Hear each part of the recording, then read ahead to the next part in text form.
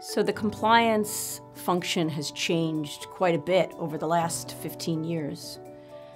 What, 2 decades ago was a pretty sleepy reactive function is now expected to be extremely proactive and preventative.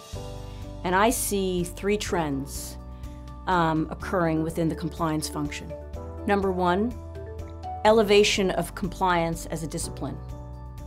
So when I ran compliance back in 2006, it would be uncommon for the head of compliance to be on the executive board. Today, that's actually very common.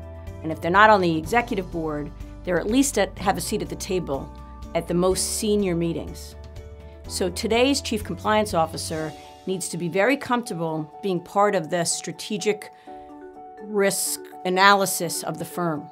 Number 2, I see a blurring of compliance with other sort of non-financial risk. So I'll give you 2 examples. Operational risk is the risk of failure of people, processes, and systems. It's really hard to think about managing through compliance risk without also thinking about that operational risk. So you actually would never look at compliance now in isolation. You need to look at other non-financial risk. And the other example I'd give you is human resources, and so the risk related to behavior.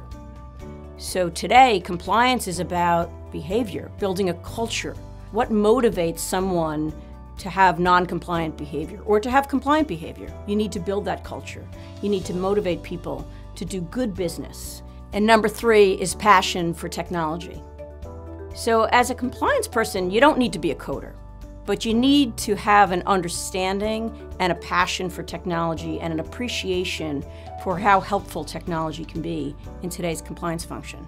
Because compliance is asked now not only to be very effective, but to also be very efficient. And that's really important in today's world where we're very concerned about budgets. We need to be efficient.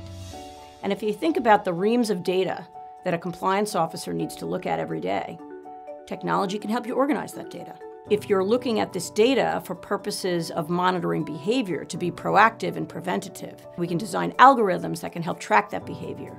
Helps you be much more efficient and effective.